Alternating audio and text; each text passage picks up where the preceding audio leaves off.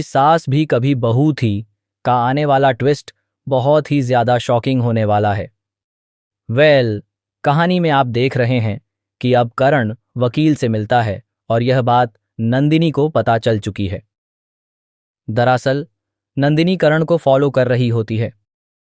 जब नंदिनी देखती है कि कैफे में करण वकील के साथ बैठा है तो उसके होश उड़ जाते हैं। इससे पहले भी नंदिनी ने करण को चोरी छुपे फोन पर बात करते हुए देखा था। अब आज जब बीबी को कोई फोन कॉल आता है, वह चुपचाप उठकर बाहर चला जाता है और बहुत धीमी आवाज में बात करता है। यह बात नंदिनी को समझ नहीं आती। ये इमा दिया इसलिए ये वह सवाल करती है। इसके बाद जब शुभ्रा नंदिनी करण को कन्फ्रंट करती है और पूछती है कि तुम वकील से क्यों मिल रहे हो, यह मलबा हिल्स का क्या सस्पेंस है और कौन सा राज छुपा हुआ है, तब कर्ण कहता है तुम मुझे फॉलो कर रही थी, मुझ पर शक कर रही हो, आज मैं तुम्हें दिखाता हूं कि सच क्या है। इसके बाद कर्ण नंदिनी को लेकर जाने वाला है मलबा हिल्स, जहां एक बहुत बड़ा और इंटरेस्टिंग ट्विस्ट देखने को मिलेगा। यहां नंदिनी के सामने एक बड़ा खुलासा होने वाला है।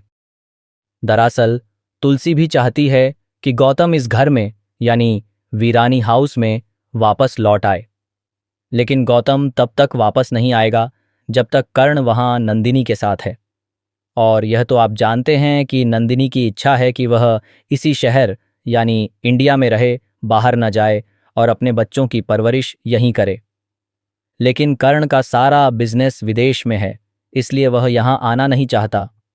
ऐसे में नंदिनी की इच्छा पूरी करना भी कर्ण की जिम्मेदारी बनता है।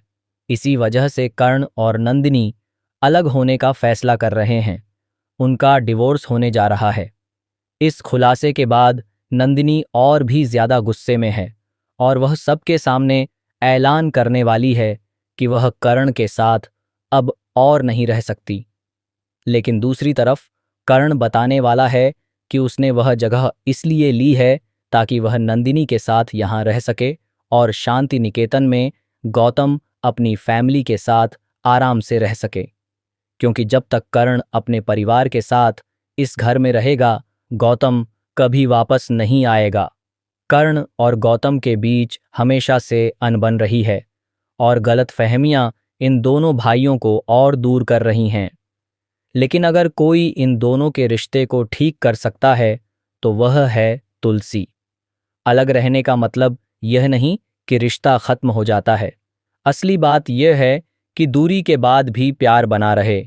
ऐसे में कर्ण और नंदिनी का रिश्ता टूटने के कगार पर है, लेकिन तुलसी इस रिश्ते को टूटने से बचा सकती है।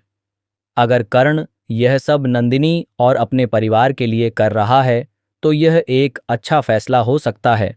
लेकिन अगर कर्ण का कोई अफेयर है और यह सच नंदिनी के सामने आता है तो डिवोर्स होकर ही रहेगा।